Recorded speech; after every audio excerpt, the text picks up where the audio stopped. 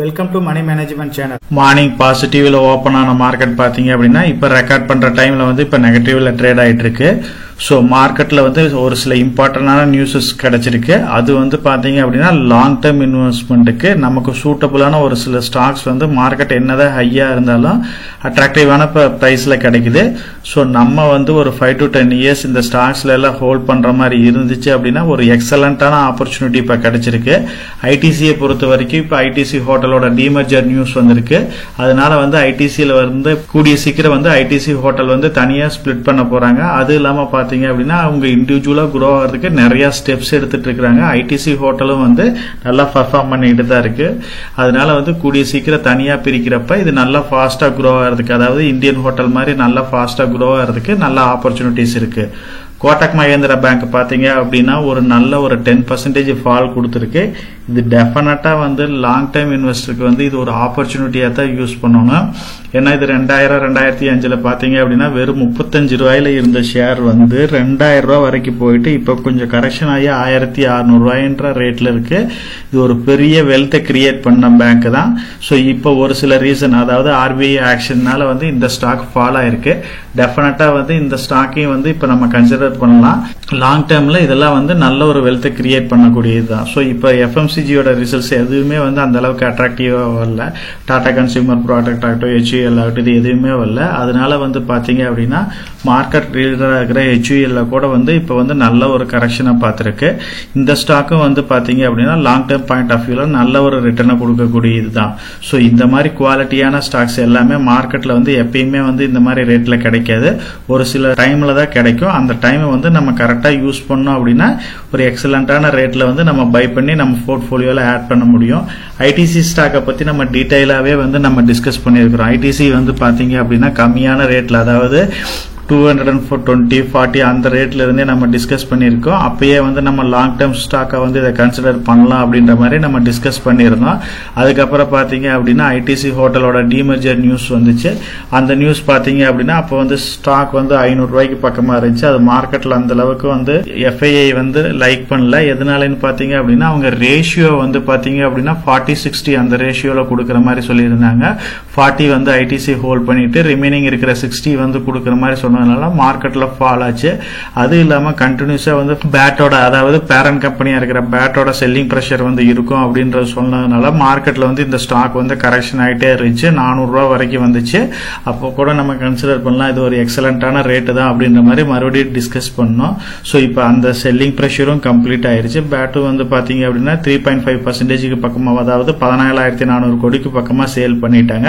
அதுக்கப்புறம் வந்து மார்க்கெட்ல வந்து அப்ப எல்லாமே வந்து இது 200 ரூபாய்க்கு போகும், 250 ரூபாய்க்கு போகுன்ற மாதிரி எல்லாம் எக்ஸ்பெக்ட் பண்ணாங்க. அப்படி போகாம மார்க்கெட்ல நல்ல ஸ்ட்ராங்கா அந்த ஸ்டாக் வந்து ட்ரேட் ஆயிட்டு இருக்கு.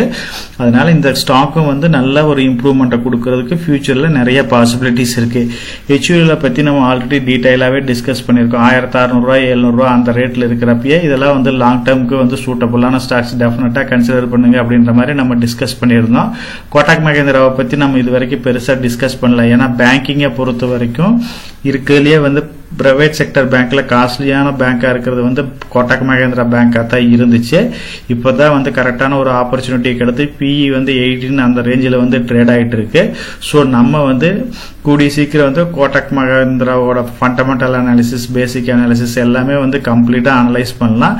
இது வந்து ஒரு கரெக்டான ஆப்பர்ச்சுனிட்டியா தான் நம்ம கன்சிடர் பண்ணணும் இப்ப ஆட் பண்றதுக்கு. ஐடிசியை பொறுத்த வரைக்கும் அதோட டிமர்ஜர் நியூஸ் வந்து கூடிய சீக்கிரம் வந்து டிமர்ஜர் ஆகிறதுக்கு நிறைய பாசிபிலிட்டிஸ் இருக்கு. ஆர்டினரி ஷேர் ஹோல்டரோட மீட்டிங் வந்து June 6 அப்ரூவலுக்கு வரப்போகுது. அந்த அப்ரூவல் முடிஞ்சிச்சு அப்படின்னா கூடிய சீக்கிரம் வந்து ஐடிசி ஹோட்டல் வந்து தனியா பிரிச்சு லிஸ்ட் பண்றதுக்கு நிறைய வாய்ப்பு இருக்கு. அதனால இந்த 2 நாள்ல பாத்தீங்க அப்படின்னா மார்க்கெட்ல வந்து லைட்டா ஒரு இம்ப்ரூவ்மெண்ட் காமிச்சுக்கிட்டு தான் இருக்கு. ஐடிசி ஸ்டாக் பாத்தீங்க அப்படின்னா மார்க்கெட்ல இப்ப வந்து 437 ரூபாய்ன்ற ரேட்ல தான் ட்ரேட் ஆயிட்டு இருக்கு. இந்த ஸ்டாக்கோட 52 வீக் ரேஞ்ச் பாத்தீங்க அப்படின்னா லோ 399 ரூபாய்க்கு போயிருக்கு. ஹை வந்து 499 ரூபாய்க்கு போயிருக்கு. அதாவது 400 ரூபாய் 500 ரூபாய் இந்த ரேஞ்சில் தான் ட்ரேட் ஆயிட்டு இருக்கு. ஹோட்டல் வந்து பிரியறப்ப நமக்கு வந்து அடிஷனல் பெனிஃபிட் கிடைக்கிறதுக்கு நிறைய வாய்ப்பு இருக்கு. ஸ்டாக்கும் வந்து கூடிய சீக்கிரம் வந்து ஒரு நல்ல ரென்னப்ப கொடுக்கறதுக்கு நிறைய வாய்ப்பு இருக்கு. ஐடிசி ஹோட்டல் வந்து இன்னுமே அட்ராக்டிவான பிரைஸ் தான். டெஃபினட்டா வந்து நீங்க ஒரு 5 to 10 இயர்ஸ் வெயிட் பண்ற அப்படின்னா இந்த ஸ்டாக்கை வந்து கன்சிடர் பண்ணலாம். அதே மாதிரி கோட்டக் பேங்கை பொறுத்த வரைக்கும் நம்ம இது வரைக்கும் டிஸ்கஸ் பண்ணல.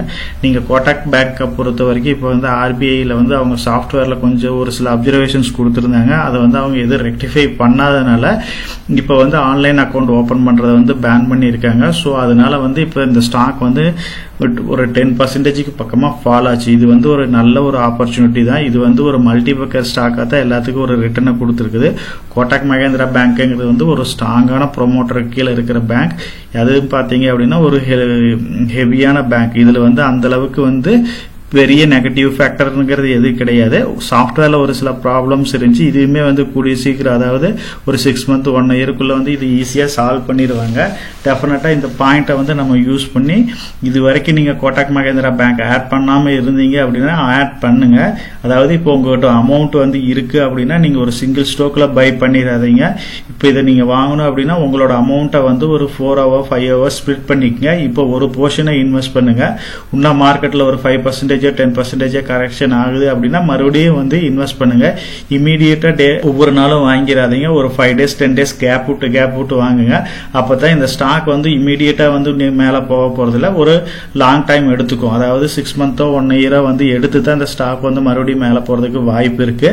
அதனால வந்து நீங்க அவசரப்படாம பொறுமையா வந்து வாங்குங்க. இப்ப வந்து ஒரு போர்ஷனை வந்து பை பண்றதுக்கு இப்ப கரெக்டான டைம். இது வரைக்கும் கோட்டக் மஹேந்திரா பேங்க் கன்சிடர் பண்ணாம இருந்தீங்கன்னா டெஃபினட்டா வந்து கன்சிடர் பண்ணுங்க. இதெல்லாம் வந்து ஒரு ஆப்பர்ச்சுனிட்டி வந்து எக்ஸலண்டான ஆப்பர்ச்சுனிட்டி. எப்படி வந்து ஒரு டைம் வந்து இன்ஃபோசிஸ்க்கு கிடைச்சோ அந்த மாதிரி இப்ப கோட்டக் மஹேந்திராக்கும் ஒரு ஆப்பர்ச்சுனிட்டி கிடைச்சிருக்கு. யூஸ் பண்ணிக்கங்க. ஸ்பிளிட் பண்ணி ஒவ்வொரு போர்ஷனா நீங்க வந்து அமௌண்ட்டா இதுல இன்வெஸ்ட் பண்ணுங்க. கோட்டக் மஹேந்திரா பேங்கை பொறுத்த வரைக்கும் இதோட 52 week ரேஞ்ச் பாத்தீங்க அப்படின்னா இதோட லோ வந்து 1602 ரூபாய்க்கு போயிருக்கு. இதோட ஹைன்னு பாத்தீங்க அப்படின்னா 2064 ரூபாய்க்கு போயிருக்கு. ஸோ இப்ப மார்க்கெட்ல நேற்று தான் வந்து 52 week 4 years லோவை ரீச் பண்ணிச்சு. சோ இந்த டைம்ல வந்து ஒரு போர்ஷனை வந்து கன்சிடர் பண்ணுங்க. லாங் டைம், அதாவது 5 to 10 years இதெல்லாம் வந்து எக்ஸலண்டான ஒரு வெல்த் கிரியேட் பண்ற பேங்க் தான். அதே மாதிரி HUL பாத்தீங்க அப்படின்னா இதோட ரிசல்ட்ஸ் வந்து அந்த அளவுக்கு அட்ராக்டிவா கொடுக்க முடியல. நெட் ப்ராஃபிட் வந்து 6% பக்கமா ஃபால் ஆயிருந்துச்சு. 24 ரூபாய் டிவிடெண்டும் அனௌன்ஸ் பண்ணிருக்காங்க. HUL பொறுத்த வரைக்கும் பாத்தீங்க அப்படின்னா இவங்க அந்த அளவுக்கு வந்து சேல்ஸ் growth வந்து காமிக்க முடியல. இவங்க வந்து அடிஷனலா வந்து பாத்தீங்க அப்படின்னா பொருளோட ரேட்டை வந்து ரைஸ் பண்ணி தான் வந்து ப்ராஃபிட் காமிச்சிருக்காங்க. ஸோ அது இல்லாமல் நெட் ப்ராஃபிட்டும் வந்து 6% ஃபால் ஆயிருக்கு. இந்த ரீசன்னால இந்த ஸ்டாக் வந்து குறைஞ்சிருக்கு. இதெல்லாம் வந்து FMCG ஸ்டாக்ஸ் இது மட்டும் இல்லை, மற்ற எல்லா ஸ்டாக், அதாவது Tata consumer product remaining stocks எல்லாமே இப்போ கொஞ்சம் ஃபால் ஆயிருக்கு. FMCG செக்டரே கொஞ்சம் ஃபால் ஆயிட்டு தான் இருக்கு. இந்த மாதிரி டைம்ல இந்த மாதிரி லாங் டேர்ம் குவாலிட்டியான ஸ்டாக்ஸை வந்து கன்சிடர் பண்ணுங்க. இது வந்து ஒரு நல்ல ஆப்பர்ச்சுனிட்டி தான். இந்த ஸ்டாக்கை பொறுத்த வரைக்கும் இதோட 52 week ரேஞ்ச் பாத்தீங்க அப்படின்னா லோ வந்து 2172 ரூபாய்க்கு போயிருக்கு. ஹை வந்து 2769 ரூபாய்க்கு போயிருக்கு. ஸோ இதுவுமே வந்து இப்போ 52 week லோல தான் ட்ரேட் ஆயிட்டு இருக்கு. டெஃபினட்டா இந்த 3 ஸ்டாக்கையும் வந்து நம்ம கன்சிடர் பண்ணலாம். இப்ப பார்த்து இந்த 3 ஸ்டாக்கையும் வந்து நான் PE ரேஷியோ பிரகாரம் ஷார்ட் லிஸ்ட் பண்ணியிருக்கேன். கோட்டக் மஹேந்திரா பேங்கை பொறுத்த வரைக்கும் ப்ரொமோட்டர்கிட்ட வந்து 25% இருக்கு. ஸோ ரிமைனிங் பேங்க்ல இல்லாத ஒரு அடிஷனல் ஃபியூச்சரா இதை பார்க்கலாம். அதே மாதிரி இது அதர் பேங்க், பிரைவேட் பேங்க்லயே வந்து ஜாஸ்தி PE இருக்கிற பேங்க் வந்து பாத்தீங்க அப்படின்னா கோட்டக் மஹேந்திரா பேங்க் தான் இருந்துச்சு. 20க்கு மேல இருந்துச்சு. இப்போ 18.65 இருக்கு. ஸோ டெஃபினட்டா வந்து இதை கொஞ்சம் கன்சிடர் பண்ணுங்க. ஐடிசியும் வந்து பாத்தீங்க அப்படின்னா ஒரு அட்ராக்டிவான PE ரேஞ்சில் தான் ட்ரேட் ஆயிட்டு இருக்கு.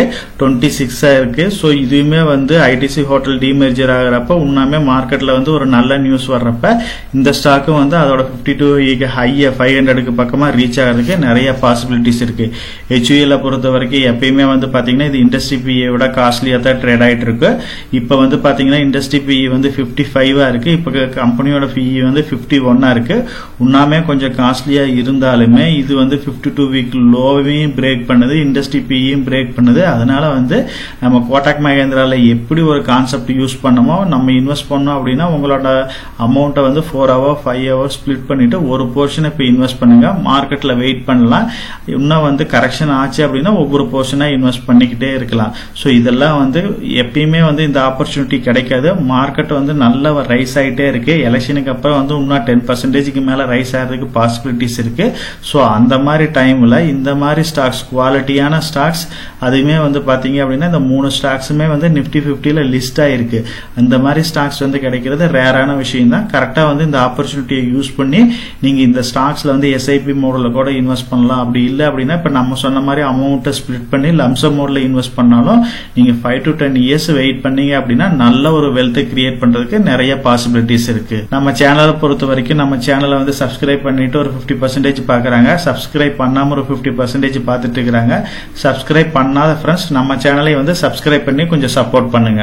நம்ம சேனல் மெம்பர் கம்யூனிட்டியில போர்ட்ஃபோலியோ அப்டேட், அதாவது என்னோட போர்ட்ஃபோலியோல என்ன ஸ்டாக் பை பண்றேன், என்ன ஸ்டாக் செல் பண்றேன், என்னென்ன சேஞ்சஸ் பண்ணிட்டு இருக்கேன், இதை பத்தி இன்ஃபர்மேஷன்ஸ் வந்து ஷேர் பண்ணிட்டு இருக்கேன். டெய்லி மார்க்கெட் அப்டேட் வந்து முடிஞ்ச வரைக்கும் போஸ்ட் பண்ணிட்டு இருக்கேன். கார்பரேட்ல என்னென்ன ஈவென்ட் இருக்கு, நம்மளோட இந்திய எக்கனாமியை பத்தி ஒரு சில யூஸ்ஃபுல்லான இன்ஃபர்மேஷன்ஸ் எல்லாமே ஷேர் பண்ணிட்டு இருக்கோம். மெம்பர் கம்யூனிட்டியில ஜாயின் பண்ணி இதை ரெகுலரா ஃபாலோ பண்ணீங்க அப்படின்னா உங்களுக்கு நாலேஜ் இம்ப்ரூவ் ஆகிறது மட்டும் இல்லாம உங்களோட போர்ட்ஃபோலியோவை ஹெல்த்தியா பில்ட் பண்றதுக்கு எல்லா வகையிலும் சப்போர்ட்டிவா இருக்கும். இப்ப டிஸ்கஸ் பண்ண இன்ஃபர்மேஷன் எல்லாம் உங்களுக்கு யூஸ்ஃபுல்லா இருக்கும்னு நினைக்கிறேன். இந்த வீடியோ உங்களுக்கு யூஸ்ஃபுல்லா இருந்துச்சு அப்படின்னா நம்ம சேனலை வந்து சப்ஸ்கிரைப் பண்ணுங்க, நம்ம வீடியோவை லைக் பண்ணுங்க, ஷேர் பண்ணுங்க. கமெண்ட் செக்ஷன் ஓப்பன்ல தான் இருக்கு. சோ இந்த வீடியோ பத்தி உங்களோட ஒப்பீனியன் என்ன, இதுல என்னென்ன டவுட்ஸ் இருக்கு அப்படின்னு நீங்க கமெண்ட் செக்ஷன்ல போஸ்ட் பண்ணீங்க அப்படின்னா உங்களுக்கு மட்டும் இல்லாம நம்ம வியூவர்ஸ் எல்லாத்துக்குமே நல்ல ஒரு சப்போர்ட்டிவா இருக்கும். நான் ஒரு செபி ரிஜிஸ்டர்ட் அட்வைசர் கிடையாதுங்க. நம்ம சேனல்ல போடுற வீடியோக்கள் எல்லாமே வந்து பாத்தீங்கன்னா எஜுகேஷனல் ஆர் இன்ஃபர்மேஷன் பர்பஸ்க்கோசரம் போஸ்ட் பண்ற வீடியோக்கள் தாங்க. இன்வெஸ்ட்மெண்ட்னா கண்டிப்பா ரிஸ்க் இருக்கும். அதனால நீங்க உங்க பினான்சியல் அட்வைசர் டிஸ்கஸ் பண்ணியோ இல்ல நீங்களா ஓன் டிசிஷன் எடுத்தோ இன்வெஸ்ட் பண்ணுங்க.